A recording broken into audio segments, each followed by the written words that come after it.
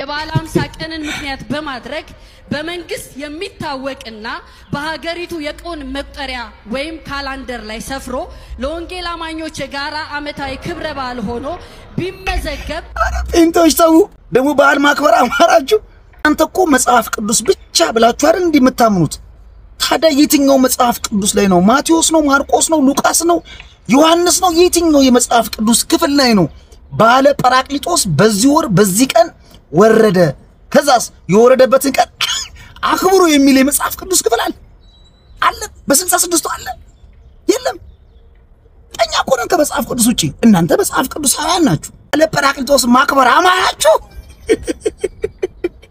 እንዴ አረ ሰው ይታዘባችኋል ተው አረ ተው የሆነ ነገር ተመቻቸልን ብላችሁ ምቹ ጊዜ ያገኘን ብላችሁ አረ ተው እንዴ እናንተማ ከመጽሐፍ ቅዱስ ጭሞን የለባችሁም እንዴ በፍጹም ቀን ሁሉ የኢየሱስ ነው ከወር እስከ ወር የኢየሱስ ነው ከዓመት እስከ ዓመት የኢየሱስ ነው በነገራችን ላይ ጌታችን መድኃኒታችን ኢየሱስ ክርስቶስ በዚች ስንዱ ሆኖች ቤተክርስቲያን 9 አበይት በዓላት አሉት እኮ ጋቢት 29 ጽንሰቱ ታኅሳስ 29 ቀን ልደቱ ጥር 11 ጥምቀቱ ከዛ ይቀጥላል ሆሳና ስቅለቱ ትንሳኤው እርገቱ ጰራቅሊጦስ ጌታችን አምላካችን መድኃኒታችን ኢየሱስ ክርስቶስ በተነሳ በ50ኛው ቀን ለሐዋርያት የላከላቸው መንፈስ ቅዱስ ጰራቅሊጦስን ቤተክርስቲያን ታከብራለች ባረገ በ10ኛው ቀን ማለት ነው ቀን ይሰጠን ካላንደር ይዘጋልን እኛም አደባባይ ላይ ወተን ማለት አማረን አላችሁ እኮ እንዳትጣሉ በብዙ ነገር አትስማሙ አሁን ደግሞ በዚህ ተጣላላችሁ ይቅርባችሁ ለምሳሌ በጋሻው ከርክሞና አስተካክሎ ፓስተር ያደረገው ሸዋ ፈራው ደሳለኝ እንዲህ ብላ ነበር በዓል ነው ሰኞም በዓላችን ነው ማክሰኞም በዓላችን ሮብም በዓል ነው ሐሙስም በዓል አርብም ቅዳሜም እሁድም በዓላችን ነው ባይዘ እኛ አመቱም በዓላችን ነው ዘመኑ ሁሉ በዓላችን ነው ምክንያቱም በጌታ በኢየሱስ ምህረት አገኝተናል የተማረ ሰው ደግሞ ቀን ቆጥሮ አመት ጠብቆ በዓል አያከብርም ሲነጋ እንኳን አደረሰህ ለዛሬው ቀን ነው የምንባባለው አመት ጠብቀን ምናከብረው ድፎ ዳቦ ምንጋግርለት ኢየሱስ የለም እኮ ሸዋ ፈራው ደሳለኝ እውነቱን እኮ ነው ከወር እስከ ወር ኢየሱስ ድፎ ዳቦ የምንጋግርለት ጠላ የምንጠምቅለት ዶሮ የምናድለት ሙክት የምንጎትትለት በዓል የለንም ብሏችሁ እናንተ ደግሞ ጰራቅሊጦስን ካላከበርን ብላችሁ 4 ኪሎ ደጅ እየጠናችሁ ነው ዘማሪዎቻችሁ ጋር ከመመናናችሁ ከተጣላላችሁ ታው ዘማሪው ምን አለ ይሄው ሰኞ ኢየሱስ ማክሰኞ ኢየሱስ ሮብ ኢየሱስ ሐሙስ ኢየሱስ ዓርብ ኢየሱስ ቅዳሜ ኢየሱስ እሁድ ኢየሱስ ሁልጊዜ ኢየሱስ አንድ እስከ 30 ኢየሱስ ስለዚህ መጽሐፍ ቅዱስ ላይ የትኛውን ቦታ ጰራቅሊጦስ የወረደበትን ቀንና ዓመተ ምህረት ወር አይናገርም ስለዚህ ማክበር የለባችሁ ከመጽሐፍ ቅዱስ ውጪ መሆን ስለሌለባችሁ ነው ለእናንተ ብዬ ነው ደግሞ ከዩ ጭፋ ጋር እንደጣሉ ብዬ ነው እዩ ጭፋ አባቴ ምን አለ እኔ ሰበር ዜና አለኝ 19 የገብርኤል ሳይሆን የኢየሱስ ነው 21ም የጌታ ነው 27ም የአምላኬ ነው 11ም የኢየሱስ ነው የቀኖችን ጉዳይ ለኛ ተውልን አይመለከታችሁም ትጣላላችሁ በመጨረሻም አንድ መዝሙር ገብዣችሁ ፕሮግራሜን ጨርሳለሁ አብራችሁን ስለቆያችሁ አመሰግናለሁ ይሄን ቪዲዮ ሼር ኮፒ ሊንክ በማድረግ እንድትተባበሩኝ በአክብሮት ጠይቃለሁ ቀን 1 ኢየሱስ ቀን 2 ኢየሱስ ቀን 3 ኢየሱስ ወር ሙሉ ኢየሱስ ይህ በምስሉ ላይ የምትመለከቱት ወንድማችን አህመዲን ጀበል የእስልምና መምህር ነው አንድ ነገር አስነብቦናል ፌስቡክ ላይ ምንድነው በዚህ በእስልምና ላይ የሚቀርቡ የተለያዩ ትችቶች እንዳሉ ይታወቃልና ከነዛ ከትችቶች ውስጥ አንዱ ደግሞ በመሐመድና በትንሿ በህፃኗ ልጅ በአይሻ መካከል ያለው ግንኙነት አንድ የትችት ርዕስ ሆኖ ሲቀርብ ይሰማል ይህንን ግን ለመመከት ወይም ለመመለስ አህመዲን ጀበል anyways እሱ የሄደበት መንገድ ግን ትንሽ አደገኛ ነው ምንድነው የማይነጻጸር ነገርን ወደ ክርስትና ሃይማኖት በመግባት ጥሩ ያልሆነ ነገርን ሲናገር አይተናል በወላዲተ አምላክና በቅዱስ ዮሴፍ መካከል ያለው ግንኙነት ልክ በመሐመድና በአይሻ መካከል እንዳለው አድርጎ ሲያቀርብ አይተናልና የፍጹም አደገኛ ስህተትና ውሸት ነው ብንችል የሆነ ነገር ሲነሳብን ራሳችንን ቸረብን መልስ እንጂ የሌላ ሰውን ሃይማኖት ሄዶ ዝም ብሎ ማለት እንደው በበሌለ ነገር አታክ ለማድረግ ባይሞከር መልካም ይመስለኛል ለማንኛውም የማይነጻጸሩ እንደሆነ ለማሳወቅ አስቀድሜ ትችቱ በምን መልኩ እንደሚቀርብ ልንገራችሁና ከዛ በኋላ እንዴት እንደማይነጻጸር ላሳያችሁ። እንግዲህ የሚተቹ ሰዎች እንዴት መሰላችሁ የሚተቹት? ሙሐመድ እንግዲህ የመጀመሪያ ሚስቱ ከዲጃ ነበረች። ከዲጃ በሰዓቱ ሙሐመድ ሲያገባት በእድሜ ትንሽ ከፍ ያለች ሰው ነበረች። ማለት እሱ የ20 ምናምን ዓመት እያለ እሷ የ40 ምናምን ዓመት ሴት ነበረች ከዲጃ የመጀመሪያ ሚስቱ። እና ያው እንግዲህ ባለ ሀብት ናት ነው ሰው የ40 ምናምን ዓመቷን የ20 ምናምን ዓመት ሆኖ አገባ። ከሷ ጋር በሚኖርበት ሰዓት ከሷ ውጪ ሌላ ምንም አይነት ሚስት አላገባም፣ ወደ ሌላ ማይሄድም። በቃ ከሷ ጋር ብቻ ነው ስቴክ አድርጎ የቀረው። ልክ ከዲጃ ስትሞት ግን ወዲያውኑ ሙሐመድ የተለያዩ ሴቶችን ማግባት ጀመረ። በተመሳሳይ ሰዓት ማለት ነው። ሳይሞቱ ከስር የተለያዩ ሴቶችን ማግባት ይጀምራል። ከዲጃ ከሞተች በኋላ ነው በነገራችን ላይ እሷ እያለች ምንም አልደረበም። እሷ ከሞተች በኋላ ነው ይሄ ነገር የተጀመረው። እና ምናልባት ደግሞ አህመድ ዲን ጀበል እንደተናገረው ከሆነ ሁለተኛ ሚስቱ አይሻ ናት ብሎናል። እንግዲህ እሱ እንዳለው ከሆነ ሳውዳ ናት የሚባልም ነገር ስላለ እሱ እንዳለው ከሆነና አይሻ ከሆነች ምንድነው የተፈጠረው? የመጀመሪያ ሚስቱ ከእርሱ በእድሜ በጣም ከፍ ያለች ነበረች። ልክ እሷ ሞታ ሁለተኛው ሚስቱ ልክ ሲያገባ ግን ከሱ በእድሜ በጣም በብዙ የምታንስ ገና በአሸንጉሊት የምትጫወት ህፃን ልጅ ነው ያገባው። አሁን ትችቱ እዚህ ጋር ነው። ምን አይነት ልጅ ነው ያገባው? እንደማስረጃ አንዲት ነገር ላንበብላችሁና ከሐዲሳቸው ከዛ በኋላ ትችቱ እንዴት እንደሆነ ልንገራችሁና ሰዎች የሚተቹበትን መንገድ ማለት ነው። ከዛ በኋላ ደግሞ እንዴት እንደማይነጻጸር ከመቤታችን ጋር እንግዲህ እሱ ደግሞ አሳያችኋለሁ። ይሄ የመቤታችን ጉዳይ ስለሚመለከተን መመለስ ስላለብን ማለት ነው። ሳሂህ ሙስሊም ሐዲስ ቁጥር 3311 ላይ እንዲህ ይላል። አይሻ ናት የተናገረችው የራሷ የአይሻ ምስክርነት ነው። እንዲህ ይላል የአላህ መልእክተኛ ያገባት በ7 ዓመቷ ነው። እሷ የተናገረችው ተዘግቦ ማለት ነው። የአላህ መልእክተኛ ያገባት በ7 ዓመቷ ነው አይሻን እንደ ሙሽራ ወደ ቤቱ የሚወሰዳት ሚኒንግ ያጋብቻው ኮንሱሜት የተደረገበት ማለት ነው። ወደ አልጋ ላይ የሚወጣበት እንደ ሙሽራ ወደ ቤቱ የሚወሰዳት በ9 ዓመቷ ሲሆን አሸንጉሊቶቿም የምትጫወትበት ማለት ነው ከእርሷ ጋር ነበሩ ይላል። ከጓደኞቿ ጋር እየተጫወተች እያለ ነው መጥቶ የወሰዳት። ይሄ ሳሂህ ቡኻሪ 5ኛው ቅጽ 58ኛው መጽሐፍ 234ኛው ሐዲስ ላይ ይሄ አለ። ከጓደኞቿ ጋር እየተጫወተች በነበረችበት ሰዓት ነው ሙሐመድ መጥቶ የወሰዳት ወደ ቤቱ። እና ኮንሱሜት እንደተደረገ ደግሞ እዛው አሁን የጠቀስኩላችሁ የሳሂህ ቡኻሪ ክፍል 236ኛው ሐዲስ ላይ ኮንሱሜት እንደተደረገ ደግሞ በግልጽ ያስቀምጣል ይናገራል። አሁን ትችቱ ምንድነው? ያቺ ህፃን ልጅ 9 ዓመቷ መሆኗ ብቻ አይደለም በአሸንጉሊት የምትጫወት ገና ህፃን ልጅ ናት ነው እያሉ ያሉት። ምንድነው አሸንጉሊቷን እንደያዘች ወይም ደግሞ አሸንጉሊቷን አስጥሎ የሚሆን አልጋ ላይ ወስዶ አስተኝቷት ከሷ ጋር እንደዚህ አይነት ነገር እንደው አልፈጸመ። ይሄ ነገር በጣም ኢሞራል ነው የሚል ትችትን ያቀርባል ሰው። ይሄ ትችቱ ነው።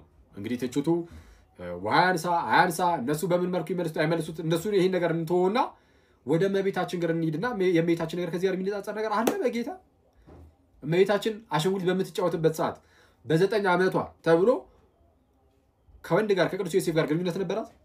በ7 ዓመቷ አግብቷት በ9 ዓመቷ እንደዚህ አይነት ግንኙነት ተፈጽሟል አልጋ ላይ? በፍጹም። በ10 ዓመቷ በፍጹም። በ11 ዓመቷ የለም። በ12 ዓመቷ በጭራሽ። በ13 ዓመቷ በ14 ዓመቷ እንደዚህ አይነት ግንኙነት ተፈጽሞ ነበር ወይ? ጭራሹ እንደውም በድንግልና እንደጸነሰች ራሱ ቁርአኑም ያምናል። ኦኬ ሰው ምንድነው ምንም አይነት የታሪክ ማስረጃ ምንም ጭራሽ የለም። 12 ዓመት ምናምን የሚሉት ነገር አለ። በ12 ዓመቷ ከቤተ መቅደስ የወጣችበት ወይም ደግሞ ለ12 ዓመት ኖራ የወጣችበት እንጂ ግንኙነት ፈጸመች በ12 ዓመቷ ምናምን የሚል ነገርም በፍጹም ጭራሽ ምንም ሸታውም የለም። ሰው ከዚህ አንፃር የማይነጻጸር ነገር ባታነጻጽሩ። ዛሬ ጌታ ቢፈቅድ ላይቭ የምንገባ ይሆናል። ማታ 2 ሰዓት ላይ ይቆየን። እዩ ጩፋን አሁን እኔ ሳየው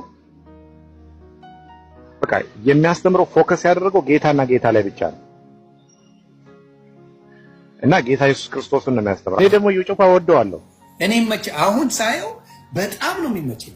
በጣም ነው ወደው ደፋር ነው፣ ድፍረቱ ነው። በወንጌል ምንም ነገር አይመስለው። የመፍረድና የእንትን ማለት አለ መንፈስን መርምረን ትምርቱን አለመቀበል ነው እንጂ ገንዘብ ሲናገር ዕውቀት ዝም ይላል ማለት ነው። ብዙዎቻችሁ ይሄን ሰውዬ ብዙዎች ምስኪኖችን ሲረዳ ሲያግዝ የምታውቁት ሰው ነው። ነገር ግን በጣም ነው እዩ ጩፋን የሚወደው። ምክንያቱም አንተ አሁን ማክስ ሲገለጥ ኦርቶዶክስ ጠልነ ማለት ነው። እዩ ጩፋ በየትኛው መድረኩ ላይ ኢየሱስን ገልጦ ሲያስተምር ሰምተን አናውቅም። ምንም ነገር ብትናገር ገንዘብ እስካለ ድረስ ድሆች የፈለከውን ብትናገር ራሳቸውን እየነቀነቁ ልክ ነህ ይሉሃል። ቀለሜ እንዴት ነው በምን ሞራል ነው ይሄን ሲናገር ዝም ያልከው? እዩ ጩፋ ሐሰተኛ ነብይ አይደለም። እዩ ጩፋ በቅርብ ቀን አይደለም ከቤተ ክርስቲያን ካውንስል የተባረረው። እዩ ጩፋ የቱጋ ነው ኢየሱስን ሰብኮ የሚያውቀው? እንዴት ሀብታም ስለሆነ ብቻ ውሸት ሲናገር ጭንቅላትን እየነቀነቅ ተሰማዋለህ? ይሄ ነውር ነው። ሀብታም ስለሆነ ብቻ ገንዘብ ስላለው ብቻ የፈለገውን እንዲናገር እንዴት ተፈቅዱለታላችሁ? ኦርቶዶክሳውያን ላስታውሳችሁ እንደ ሃይማኖተኛ አይነት ደንቆሮ ይላል። እንደ ሃይማኖተኛ አይነት ደንቆሮ ይላል። ባለፈው ነግሬያቸዋለሁ። ሃይማኖተኞች ሲበጠበጡ ብያለሁ። አሁንም ይበጠበጣሉ። ምንም ማስተካክለው ነገር የለም። ደረቅ ሃይማኖተኞች፣ አክራሪ ሃይማኖተኞች ገና ይበጠበጣሉ። ብዙ ሰው ይቅርታ ይጠይቃል ብሎ ይጠብቃል። እደግምልሃለሁ ገና ይበጠበጣሉ። ጩፋ ለዚች ቤተ ክርስቲያን ያለውን ጥላቻ የጥጉን ጥግ አሳይቶናል። እስከ ዛሬ ድረስ ብዙ ኦርቶዶክሳውያን ያከብሩሃል፣ ይወዱሃል። ዛሬ ግን ጭምብል ሲገለጥ እዩ ጩፋን በማድነቁ ውስጥ ያየነው ኦርቶዶክሳዊ ጥላቻ እንዳለበት ብቻ ነው። እዩ ጩፋን የምትወደው የኢትዮጵያ ኦርቶዶክስ ተዋሕዶ ቤተክርስቲያን እንድትፈርስ ስለምትፈልግ እንድትበጠበጥ ስለምትፈልግ ምክንያቱም የእዩ ጩፋ ምኞት ይሄ ስለሆነ ይሄ አደባባይ ሚስጥር ነው። ስለዚህ ማኔል ቴቄል ፋሬስ ታየህ ተመዘንክ ቀለ ተገኝታል። ሌላ አዲስ ዝማሬ አዲስ ምስጋና ሌላ ውዳሴ ዘማሪት የማርያማዊት ትባላለች። የዘማሪት ጽጌረዳ መዝሙር እንደ አዲስ ሰርተዋለች። ሁላችሁ ሜንሽን አደረግላችኋለሁ፣ ፎሎ አድርጓት። ጂን በጅ ይዘ አስከትለኸኛል ስገፋህ ያቀፍ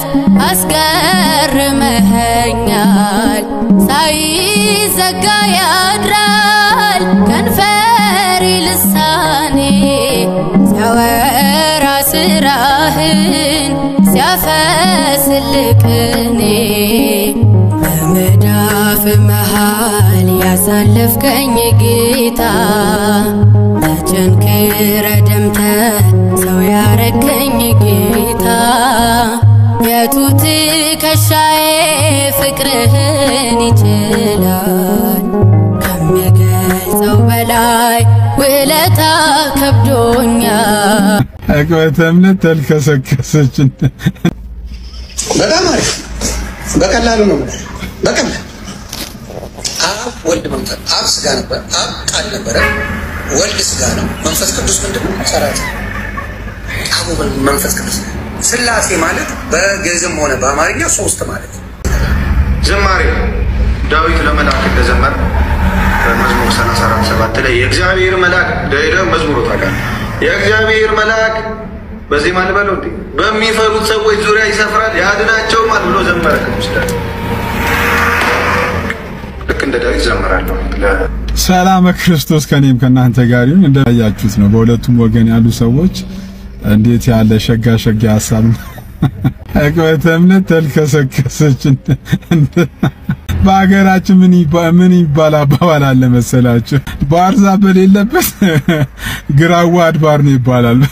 ባርዛ በሌለበት እና ስፔሻሊ ፕሊዝ እንደዚህ አይነት ትላልቅ ዶግማቲክ የሆኑ ቶፒኮችን በዘርፉ በሙያ ላጠኑ ዕቅበተ እምነት ላይ ለሚሰሩ ወንድሞች ብትተው ለማለት የኔ ታናሽነት ምክርን ለመለገስ ነው። ሲሶ ወንድማችን ይሄን ቪዲዮ ኮምፔር አድርጎ ዕቅበተ እምነት ተልከሰከሰች ብሎ ያው ተረትም ተርቷል። እኔ ሲሲ በጣም ነው የምወደው፣ በጣም ነው የማከብረው። አንቺ እንኳን ያው ለኦርቶዶክስ ቀረብ ያልሽ ኦርቶ ጴንጤ ነሽ እና አንቺ ላይ ክፉ አልናገርም። ነገር ግን ዮኒ ማኞ ስለ ስላሴ የተናገረውን ነገርና ኤርሜችዲ ስለ ቅዱሳን መላእክት የተናገረውን ነገር አመዛዝነ ዕቅበተ እምነት ተልከሰከሰች ብለህ ተናግራልና ኤርሜችዲ በዕቅበተ እምነት ላይ ምንም አይነት ዕውቀት እንደሌለው መክሊቱ እንዳልሆነ አይነት ሐሳብ አድርገ ተናግራል። ማለት ሚስጥረ ስላሴ በዚህ ደረጃ ተብቋቅቶ ነገር ግን ኤርሜችዲ ግን የመጽሐፍ ቅዱስ ጥቅስ ጠቅሶ ይሄ መዝሙረ ዳዊት ነው ብሎ የዳዊት መዝሙር 34 ቁጥር 1 ላይ የእግዚአብሔር መልአክ በሚፈሩት ዙሪያ ይሰፍራል ያድናቸውማል የሚለውን ጥቅስ መዝሙር ነው እንዲህ ብዬ በዘምር ይቻላል ሲልህ እንዴት አይነት ግራ የገባው እይታ ነው ያየው? ኤርሜችዲ የመጽሐፍ ቅዱስ ጥቅስ ጠቅሷል። እዛ ቤት ግን ምንም የተጠቀሰ የመጽሐፍ ቅዱስ ጥቅስ ግን አልነበረም። የኤርሜችዲ ምንድነው ጥፋቱ? ዳዊት መዝሙር 34 ቁጥር 7 ላይ ያለውን ጥቅስ ጠቅሶ ነው። ይሄ የመዝሙረኛው የዳዊት ነው። ዳዊት ደግሞ 150 መዝሙሮችን በመጽሐፍ ቅዱስ ዘምሯል። ታዲያ የእግዚአብሔር መልአክ በሚፈሩት ዙሪያ ይሰፍራል ያድናቸውማል የሚለው መዝሙር አይደለም? አይደለም? እንዴት አድርገ ነው ኤርሚ ኤችዲን ከዮኒ ማኛው ጋር የመዘንከው? ለምሳሌ የናንተ ዘማሪ ኤፍሬም አለሙ እንዲህ የሚለውን መዝሙር ዘምሯል። ያ ዳዊት እውነቱን እኮ ነው እረኛዬ ብሎ የዘመረው ካምበሳ ከድብ ስታተርፈው መዝሙር የናንተ መዝሙር ነው። ዘማሪ ኤፍሬም ነው የዘመረው። ታዲያ ዘማሪ ኤፍሬም ከየት አመጡ የዘመረው? ከቆሮንቶስ ነው? ከገላትያ ነው? ከማቴዎስ ነው? ከማርቆስ ነው? አይደለም። ከዳዊት መዝሙር 31 ላይ እግዚአብሔር እረኛዬ ነው ብሎ የዘመረው። ታዲያ ዘማሪ ኤፍሬም እግዚአብሔር እረኛዬ ነው ብሎ ከዳዊት መዝሙር ላይ ጥቅስ አውጥቶ ዜማ ሰንዶ ከዘመረው ኤርሚ ኤችዲ ደግሞ እዛው 34 ላይ ያለውን ቃል አነሳና የእግዚአብሔር መልአክ በሚፈሩ ዙሪያ ይሰፍራል ያድናቸውማል ብሎ ዜማ ጨምሮበት ቢዘምር ምኑ ነው ነው? የዳዊት መዝሙር የሚሰራው እረኛዬ እስከሚለው ድረስ ብቻ ነው እንዴ? አይደለም። እየመረጠ ነው እንዴ ምን ዘምረው? አይደለም። ስለዚህ ሲሲዬ ነጥብ ጥለሻልና ኤርሚ ኤችዲን በዚህ ደረጃ ከዮኒ ማኛ ጋር የመዘንክበት ሚዛን ፍጹም የተሳሳተ ነው። ከቻልክ ቪዲዮ ሰርተ ይቅርታ ብትጠይቀው ደስ ይለኛል። ሰላም ይብዛል። እና የዛን ቀንም ለጊፍት ነበር ስታደርግ የነበረው ያልኩት ነበር። ለምን ጾሙን ግማሽ ላይ ነበር አቋርጦት የነበረው የፋሲካ ጾምንም የኦርቶዶክስን ጾም ማለት ነውና ፕሮቴስታንት ሆኖ ነው ነጠላውን ለብሶ ምናምን ሄዶ ይሰገደውና ለምንድን ነው የኢየሱስን ክብር ለዳቦ የምታውለው ነው ያልኩት። ሰርተህ ብላ ስንፍና አለብክ። ስለዚህ ጥረህ ግረህ ብላ የሚለው ላንተም ይሰራል። እየዞርክ ካንዱ መነጽር ካንዱ ጃኬት ካንዱ የቤንዚል እየተቀበልክ ሆድን እየሞላ ለምንድን ነው የአምላክን ክብር? ረጅም ነው የተነጋገርነው። በእውነቱ ይሄ ትንሽ ተቆርጦ የወጣ ነውና እየሰማ ነው ለራሱን የተናገርኩትና የጌታን ክብር በዳቦ አትቀይረውና እኔ ምን አልኩት? አንተ ነገም ምን እንደዚህ ታደርጋለህ አልኩት። ሆዳም ስለሆንክ በቃ ገንዘብ ከተሰጠህ ሆድ ከሞላ ማንንም ነገር ነው የምትሳደበው።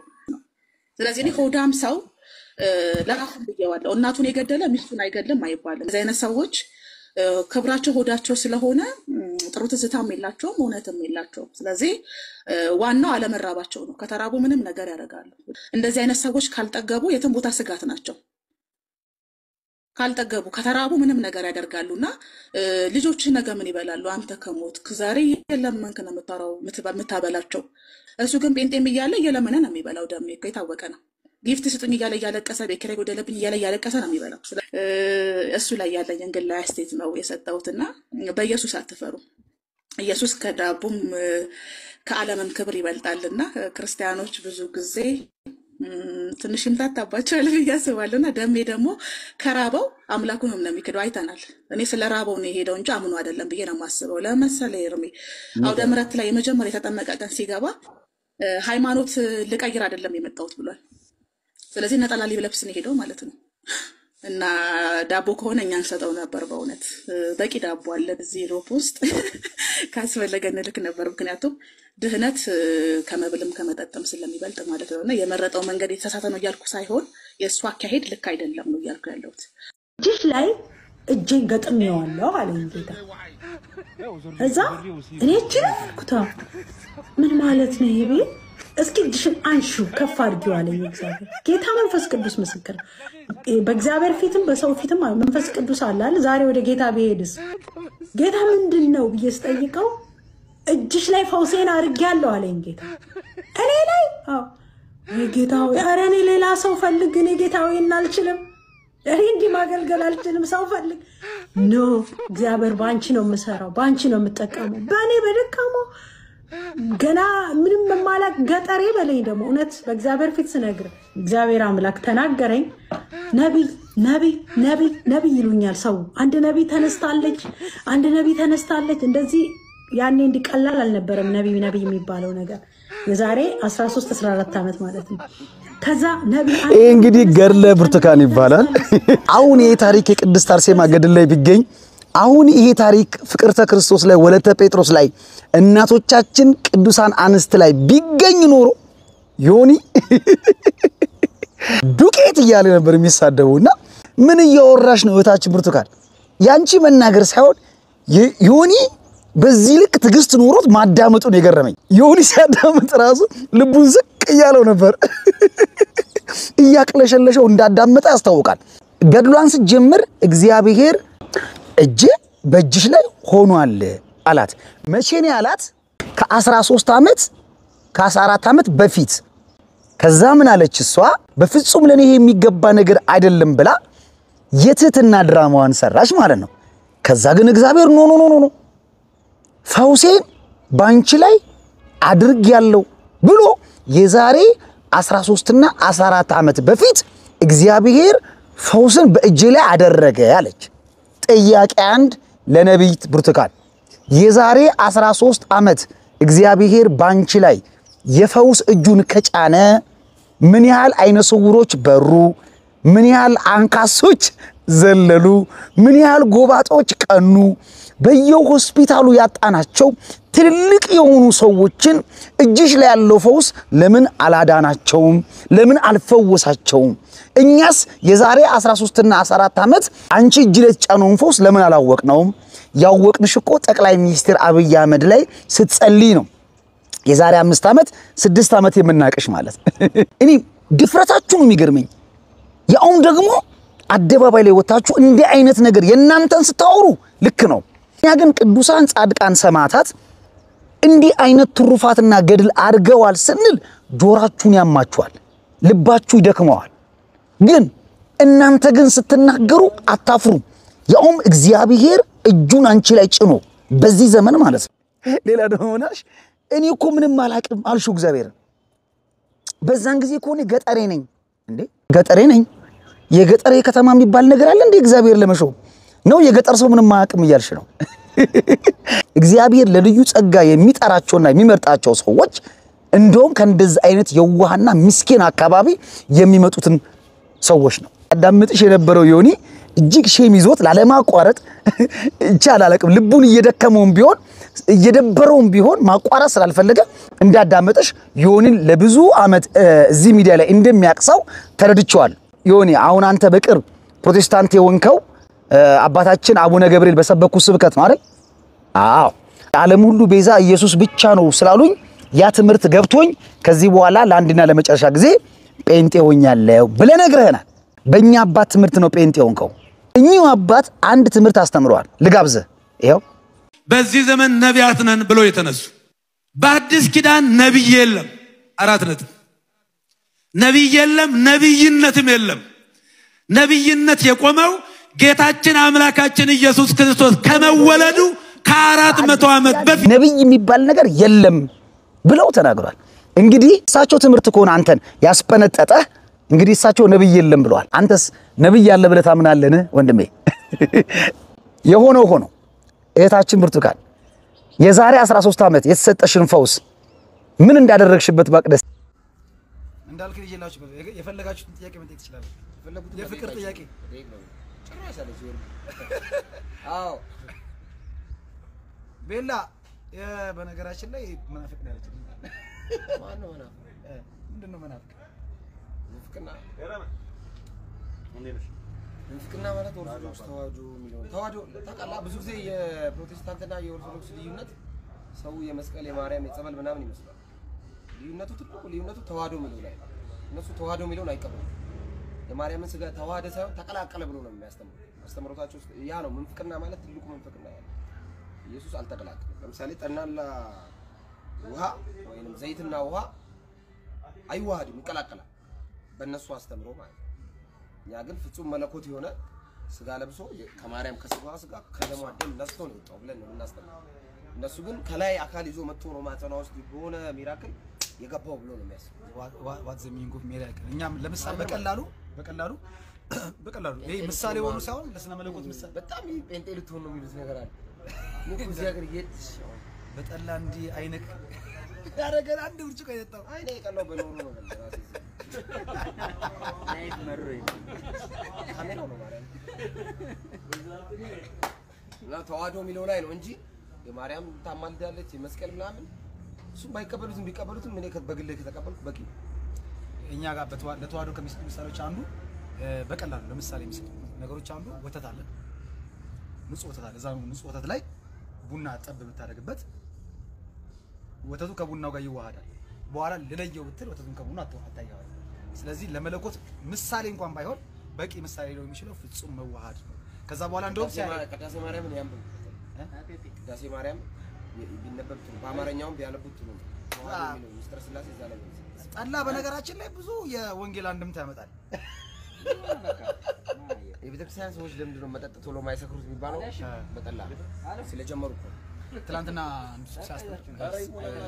አንድ ካህንና አንድ ፓስተር ቁጭ ብለው ሰውዬው ቢላል መሰለኝ ሰርግ ቤት ምን ጠር ሲባሉ ሐላሉን ተናገሩ። አባ ማለት አይ ጠጅ ይምጣልኛል ካንዳል። ከዛ ፓስተሩ ደግሞ አይ በጌታ በኢየሱስ እንዴት ያልፈልግም እኔ ሻይ አምጡልኛል። ከዛ ሻይ መጣለት በብርጭቆ ይጠጣል። እሳቸው ቀስ ያው ጠጃቸው ይጠጣሉ። አሁን ይደግማል እንዴ ያሉ አባ ሰውዬው ወዳጅ እቺ ነገር የብር ሻይ ናት ምናምን አሉት። ኧረ ሻይ ነው አባታችን ምን ነው ጭስ የላት